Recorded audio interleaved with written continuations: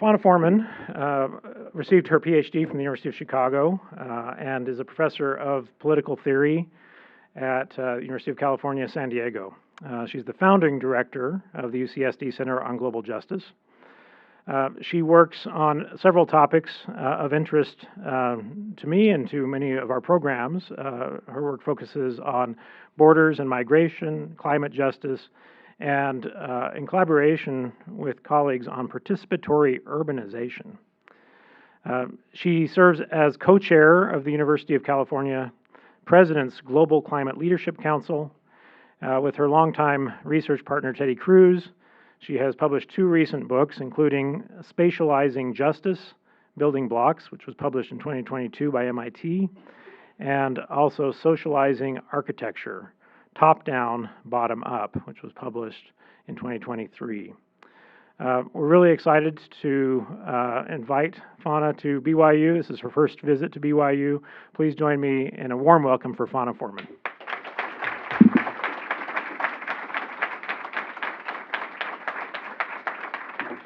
Thank you. Thank you all so much. And thank you, Brooklyn, as well. I'm really honored to be here, truly. I have never been to BYU, and I've never been to Utah. I'm so embarrassed to say it, living on the West Coast, but I haven't.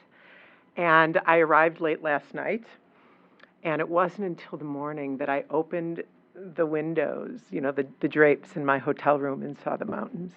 And my heart just began to sing. What a beautiful city. I'm so honored to be here with you. And I want to thank Professor Rex Nielsen, who I met at Berkeley last year at a conference on the humanities. And he said, you should come and visit us at BYU. I mean, this is what colleagues say to each other all the time when they meet each other at conferences. But sure enough, 2 months later, an invitation came. And what a wonderful opportunity. So thank you as well to Quinn for coordinating my visit, and I'm just delighted to be here.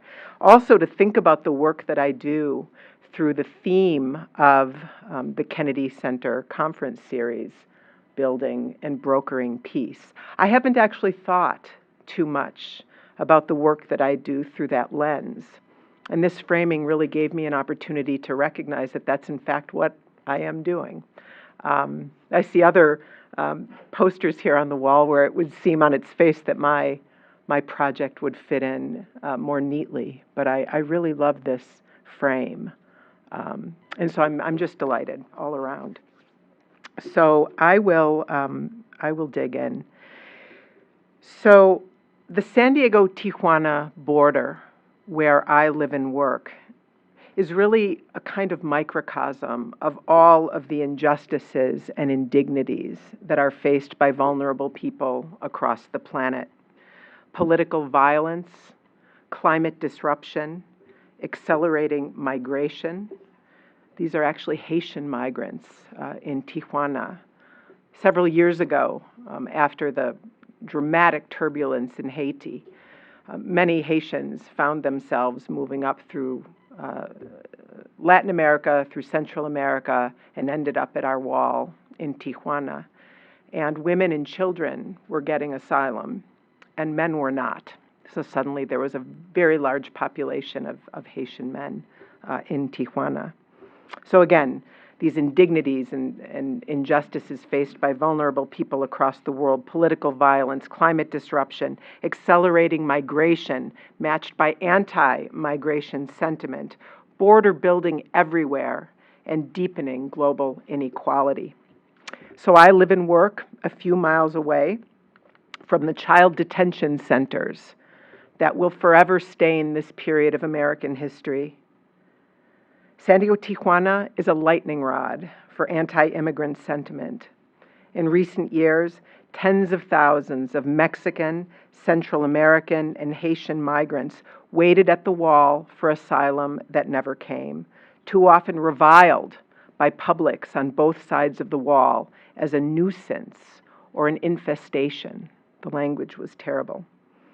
Or else they sat in U.S. detention centers as tools of deterrence, exposed to a global pandemic, and separated forcibly from their children.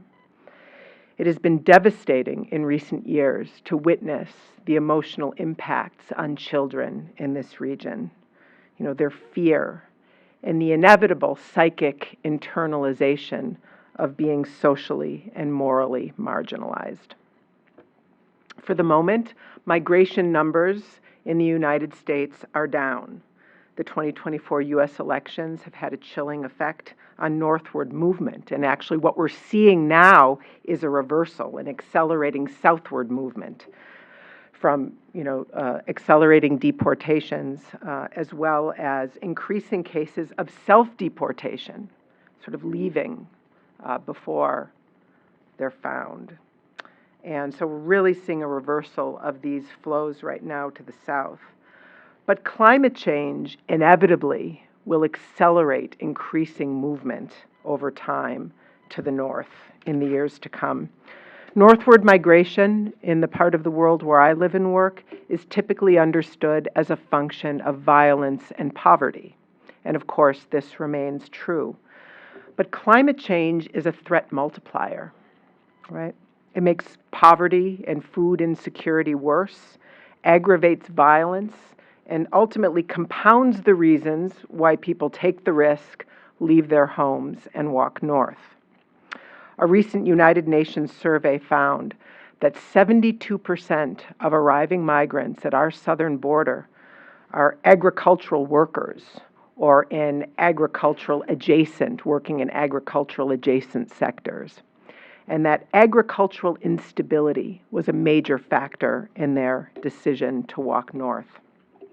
Studies show historically that that we're seeing 70% more migration to the United States from El Salvador, Guatemala, and Honduras when local growing seasons are drier.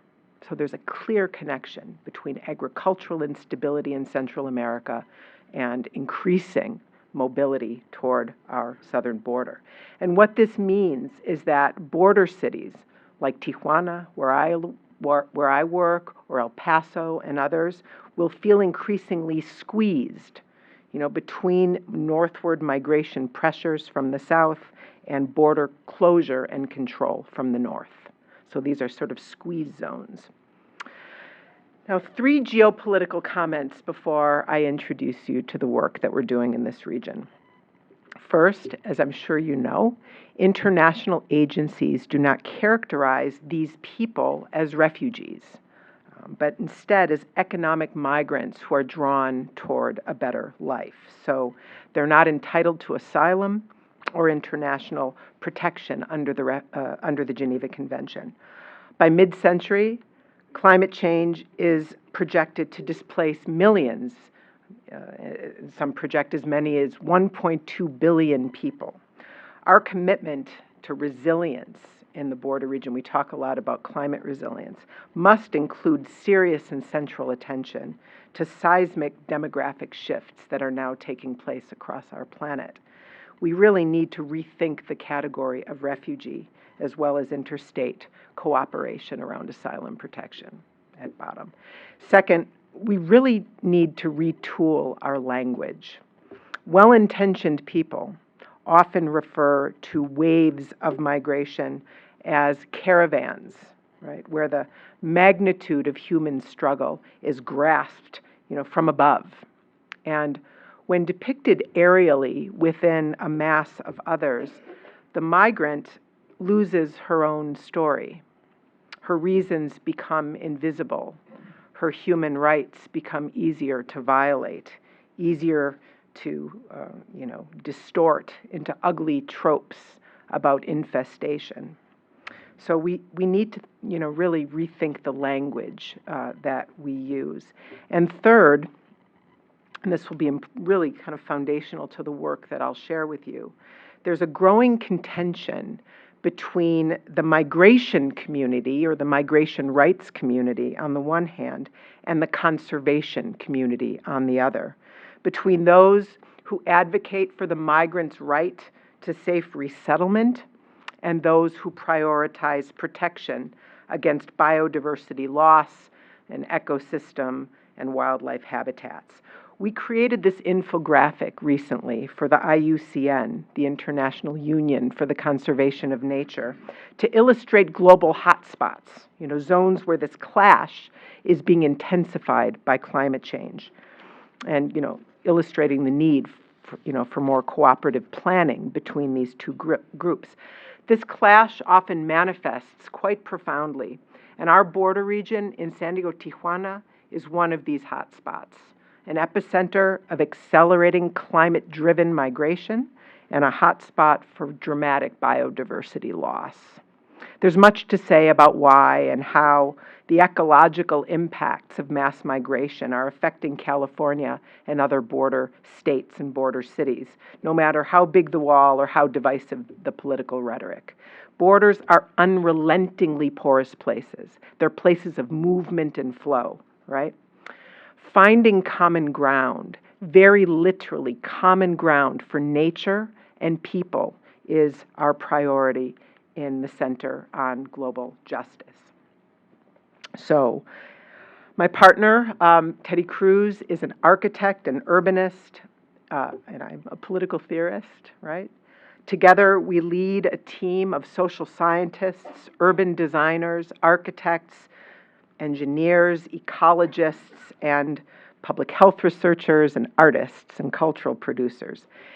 And we've developed a network of spaces, sort of civic spaces, on both sides of the border called the UCSD Community Stations, the University of California, San Diego Community Stations, where we partner closely with border communities and public agencies working both, top-down and bottom-up to build reparative spaces of dignity and care for nature and people. I want to say that formulation again because it's so central for us. Building reparative spaces of dignity and care for nature and people.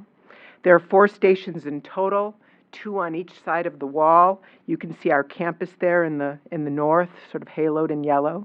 It's not haloed, but it's circled in yellow. My chancellor would like me to say it's haloed in yellow, but I don't necessarily see it that way. Each station that you see here, represented by these red dots, is designed, funded, built, and programmed collaboratively between our campus and a deeply rooted community-based agency. So it's a platform of partnership. Today, I'm going to share one of the stations with you, which is a migrant sanctuary that we built at the edges of Tijuana in a craggy and polluted canyon adjacent to the border wall, and which is now the largest shelter in the entire U.S.-Mexico border region, all the way to Brownsville, Matamoros. It's also the only shelter in the region that is centrally dedicated to ecosystem protection and management, to protect vulnerable assets and resources on the U.S. side of the wall. So this is a very important way that we're communicating the value of what we're doing to Americans who might otherwise be skeptical about investing at all in what's going on the other side of that barrier. Now, before I go there, I would like to share several core commitments, what we call building blocks, that ground this work ethically and socially. As I move through the talk, you'll encounter a series of yellow pages that are drawn from these 2 new monographs that were mentioned before, particularly the one on the left, Spatializing Justice. They were just published by MIT within the last year and a half. So, to begin, we localize the global. We localize the global. We've always resisted the idea that global justice is something that happens out there in the world somewhere far away. Living and working where we do, we don't need to go far to engage territorial conflict, migration, poverty, and climate disruption. We are minutes away from an international border in crisis, and this yields an amazing proximity between studio and field, between theory and practice. Our students can be on campus in the morning and in an extremely precarious, informal Latin American settlement just an hour later, in the same day. Of course, going local here means recognizing ourselves as a region, and particularly as a bioregion. So you can see the red border here that's bisecting a watershed that is essential to the well-being of both Tijuana and San Diego. This is a site of interdependence and cooperation. Despite the wall and the rhetoric that divides us, we are a binational ecology here of flows and circulations, and our future is intertwined. Air, water, waste, health, culture, money, love, justice. These things don't stop at walls. There's no wall you can build that's high enough to stop them. So border zones, as I said, are unrelentingly porous places, and these flows really shape the identities and everyday practices of everyday life in this part of the world. And these flows also shape aspirations that people have in this part of the world. Okay. Next, we're committed to decolonizing knowledge. And let me say what I mean by that. We're keenly attuned to power dynamics when universities arrive in frontline communities. Academic culture is filled with vertical assumptions, right? That we know more, that we are trained and educated to solve the world's problems if only they would listen to us. But we've committed ourselves to what we think of as horizontal practices of mutual learning and co-production, engaging communities as partners with knowledge and agency. Everyone contributes, everyone learns, and we do things together in the border region that nobody could possibly do alone. This is actually a photo that I love. It was taken before the pandemic, so it's actually a few years old. But this is one of the communities that we work with. You can see me when I had long hair, and my partner Teddy. They're surrounded by our team and surrounded by community leaders and community organizers and children. But this is kind of a snapshot of what a day in the life looks like when we're in the field with our community partners. We're really in this together. Institutions with power, like universities, too often take for granted the resources that communities contribute when they work with us or they partner with us on research, right? Time, which is precious, space, social capital. When they summon people and gather people, that's a resource. It's very valuable. Social capital, labor, and knowledge, right? When they divert from the intense demands of everyday life to open their spaces, their minds, and their hearts to share sometimes excruciating narratives and histories of injustice and pain. So as a matter of epistemic justice, like knowledge justice and labor equity, these contributions need to be recognized, they need to be validated, and they need to be compensated. And we've made that case to our funders of this work, and they support it. So even though these people do not have the credentials to teach with us in the university, they are paid as public scholars. It's a unique category that we set up to validate the labor that these communities and these individuals are investing in this work. Now, recognizing communities as co-producers entails a shift in academic norms. Too often, universities see this kind of work as either applied research or as a provision of charity or humanitarian service.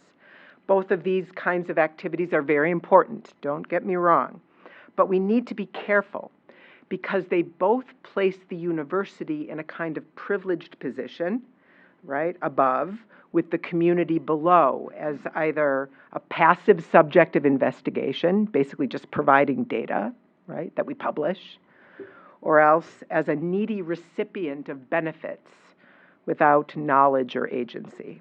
So co-producing things means we don't figure everything out in our campus labs and then go down and test it out in the world. It means that community-defined priorities are centered, right? Community voice and priorities are centered, and that everybody is contributing to the products of our work together and owning the fruits of our labor. Okay, so I'm off my soapbox now. The community stations were designed as a stable platform for this kind of collaboration and partnership between university and community. Ours is a model of urban co-development between UC San Diego and a set of community organizations to build these spaces of dignity and care. So through this work, we're basically summoning the resources that are needed to develop neighborhoods that align with the aspirations of the community. So we build housing, we build public space, we build climate adaptation projects, energy infrastructure, huge projects. We summon the resources and we help communities get the permits that are necessary, change the policies that are necessary to see this kind of work done in their communities.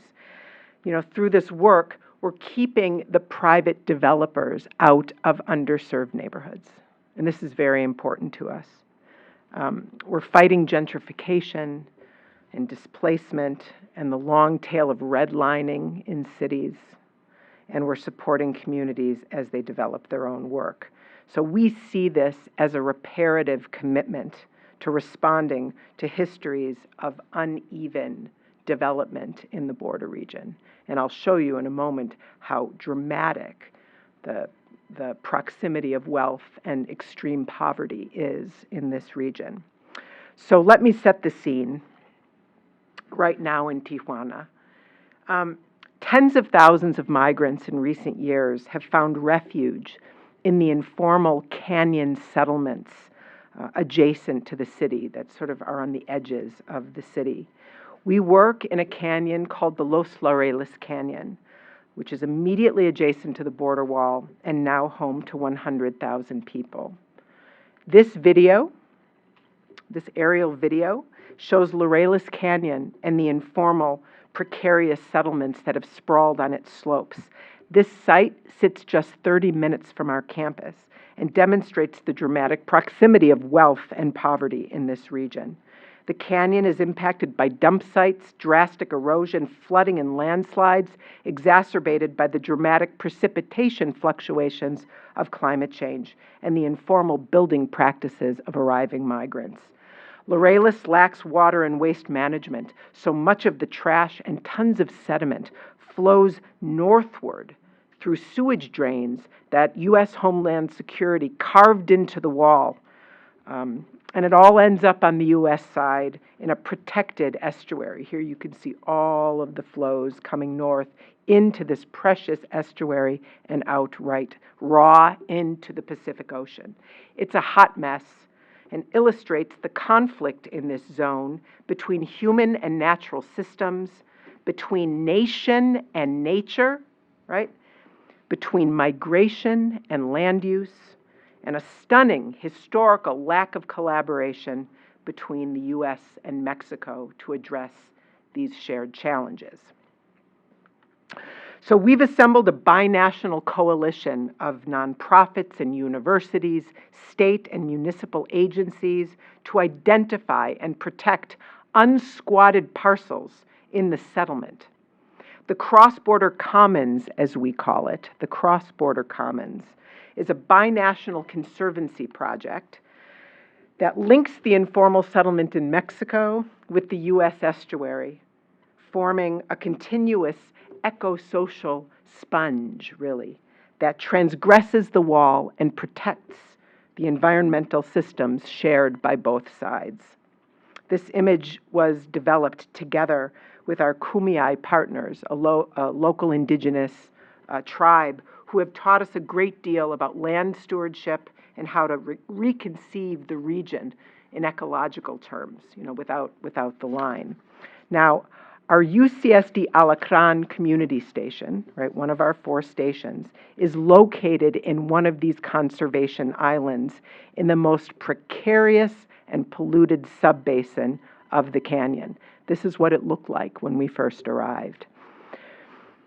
The project is a partnership with Embajadores de Jesus, a Christian organization that built a migrant shelter here for hundreds and over time thousands of Central American and Haitian migrants navigating prolonged asylum processes in the U.S. and Mexico.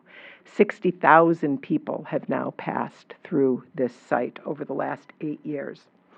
So several years ago, we joined forces to increase shelter capacity. In our work, we often negotiate with local factories, multinational factories, to subsidize building materials. As you know, these factories, or maquiladoras, typically situate themselves strategically near places where migrants land to benefit from easy access to unregulated, cheap labor. So we knock on the door of the factory and propose an ethical loop where the factory will agree to invest in the housing of their workers. Some are receptive, some definitely are not, but the ones who are work with us to utilize their materials, whatever it is that they produce, to support housing for their workers. Here we are inside of Mecalux, a Spanish maquiladora, building a prototype that retrofits their prefabricated metal shelving systems into structural scaffolds for housing. These are the kinds of materials that you see in big box stores, you know, the great big like storage shelving. So a lot of that is produced in Tijuana and exported all over the world.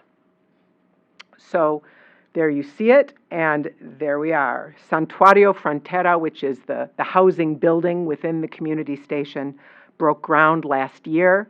You can see the Mecalux frames here. A team of skilled migrants are installing them on the roof as roofing systems. We're also helping to heal the topography of this very ravaged place with hydrofiltration channels, terracing, and water collection systems to demonstrate that to really demonstrate to the conservation community who are working on this with us that migrant housing can actually help restore local habitat rather than compromise it. So the site now houses 2,000 people. Remember, it started with a small sanctuary with informal tents, and it's expanded now to this. And as I said, is the largest sanctuary in the border region. When completed fully in 24 months, the site will accommodate an additional 2,500 people through a combination of dormitory spaces and family units for women and children. The project was profiled in the New York Times when we broke ground, and in Bloomberg just a few months ago, for its very unusual economic model, which is focused on longer-term habitation, ecological restoration, educational, vocational training, and a circular economy. What I showed you a moment ago, this is our brand new industrial kitchen and dining hall, which seats 600 diners now at a time, and the public porch that sits out in front of it where we host cultural events and so on. The project is getting so much attention because it's really moving beyond the transitory refugee camp model to an emergent sanctuary neighborhood, right? Rooted in social capital and a sense of collective ownership. Residents participate directly in shared governance and all daily operations. Let me go back to this slide so you can see more people. They themselves take on the cooking, the gardening, the cleaning, the bookkeeping, the maintenance and security, medical transportation, and youth education. The site includes a hydroponics farm and small-scale economic incubators that teach skills, and a resident-owned construction cooperative that's building out this site and is now taking jobs. I'm sorry, gentlemen, is there something funny about my presentation? I'm finding you're laughing very distracting. So if it's humorous to you, maybe the subject isn't compelling. Okay, thank you. I appreciate it. I do that when I teach. I have to. I'm sorry. I'm a teacher at bottom. Okay, I'll find my way back. Okay. Now, what I want to say is that we're not replacing the essential role of international agencies or governments by doing this kind of emergent bottom-up work. But what we're doing is modeling a scalable, community-driven, more cost-effective option, right? In fact, the city of Tijuana and the state of Baja California have been excellent partners, building a stable road into the site and helping to fund an on-site elementary school. There's no more effective way of increasing and equity and welcoming the migrant into the community than education. And a lot of this education is focused on the ecological restoration projects that we have going at the site. This is little Amal. You may have seen her or heard about her, but she's a 14-foot puppet of a Syrian refugee child that has walked across the world. And we welcomed little Amal for the 1,500 children, not only at the site, but in the surrounding neighborhoods about a year and a half ago. So to just conclude on the site itself, when displaced people first arrive to a host site, they have immediate needs of the body. And responding to these needs is the proper response of a humane and compassionate society. People displaced by climate disruption and other drivers of migration should be welcomed, you could start the video, into the civic, social, spiritual, and economic life of the community, wherever they land. This is what resilience has to mean, in an era of accelerating displacement and migration across the world. That we as hosts change along with the migrants who arrive. And this is an intensely local challenge, a challenge of responsiveness, and not ultimately a global or a national decision. And I think there's a lot of hope in this. I'd like to turn next and really close out the rest of my talk with some reflections about collaborating in a border zone as migration is inevitably going to accelerate. While we're building spaces of dignity and care, we are equally committed to changing public perceptions about interdependence across borders. We want to cultivate a sense of belonging in regions like this that is oriented not by the documents you carry in your pocket, but by the shared interests and aspirations among people who inhabit a disrupted space like these. So we curate unwalling experiments, imaginative exercises that dissolve the wall and invite people to rethink what it means to live in such close proximity with others, using visual tools like these diagrams and maps to reimagine what we share and how we can cooperate for a healthier border region. Several years ago, we curated public action through one of the sewage drains that Homeland Security had carved into the wall between the Laureles Canyon that I showed you and the Tijuana River estuary, which is so vulnerable. We negotiated this permit to transform the drain into an official port of entry going southbound for 24 hours. And Homeland Security agreed. They understood that this was an arts and cultural project, as long as Mexican immigration officials were waiting on the south side of the wall to stamp our passports. Our convoy was comprised of 300 local community leaders and representatives from both Tijuana and San Diego, from the municipalities. And as we moved together here southbound under the wall, we witnessed slum wastewater and plastics rushing toward the estuary northbound beneath our feet. This strange crossing visualized the conflicts and interdependencies of this region. The great takeaway was that protecting the vulnerable U.S. estuary demands shared investment in the informal Mexican settlement. So in this cultural experiment, we went down, but sometimes imaginatively unwalling the territory is helped by ascending above. So imagine a migrant child standing right here on a narrow sliver of land hundreds of feet above the border wall, right here at a place called Mirador. Imagine she plants her feet facing due west, right, with the Pacific Ocean in front of her, Mexico to her left, and the U.S. to her right. Below, to her immediate left, she sees the dense informal settlement where she now lives and its proximity to a country that she is not permitted to enter, right? Below to her immediate right, almost directly beneath her feet, as if she's flying above it, she sees the border wall, which from this vantage looks like a little strip inserted into a vast and powerful natural system, right? Lifting her eyes, she sees the green expanse of the Tijuana River estuary with its vulnerable wetland habitats, and further beyond still, you can't see it in this photo, downtown San Diego rising vertically into the sky.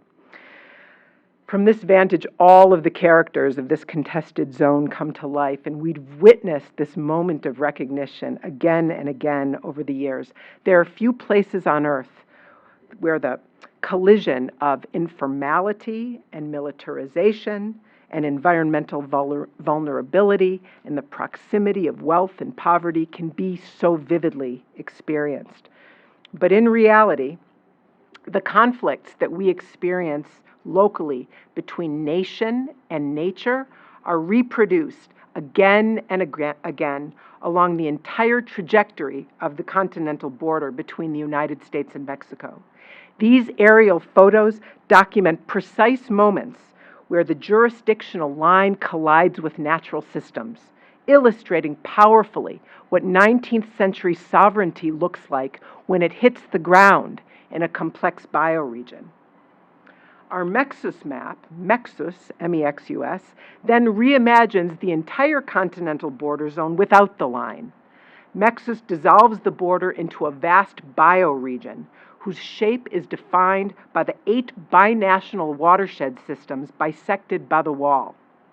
Mexus also exposes other systems and flows across this bioregional territory: tribal nations, protected lands, croplands, urban crossings, many more informal ones, 15 million people and more. Ultimately, Mexus engenders more expansive imaginaries of belonging and cooperation beyond the jurisdictional line. Stretching now to the global scale, and the end of my talk, is a map that we call the political equator, which traces an imaginary line from San Diego, Tijuana, across the planet, forming a corridor of global conflict between the 30th and 38th parallels north. Along this trajectory lie some of the world's most contested and violent thresholds.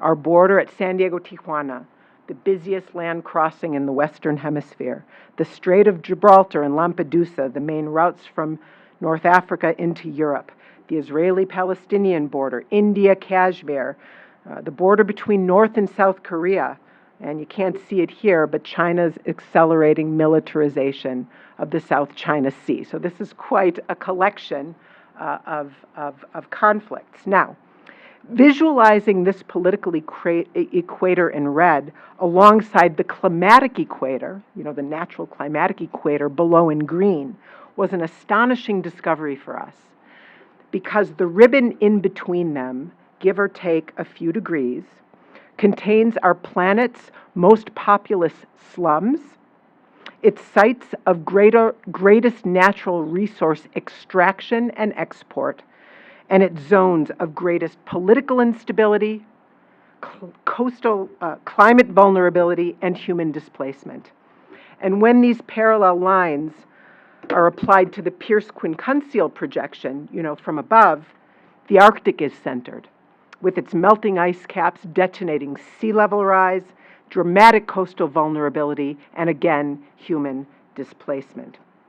In the end, the collision of nationalism and border building, the climate catastrophe, and the dramatic movement of peoples could be seen as the global injustice trifecta of our time. But as I said at the beginning, these dynamics always happen somewhere. They always hit the ground locally and are experienced by everyday people in everyday places. And I still have hope in this localism. Empathy, compassion, my friends. We need a lot more of it in the world right now. Thank you.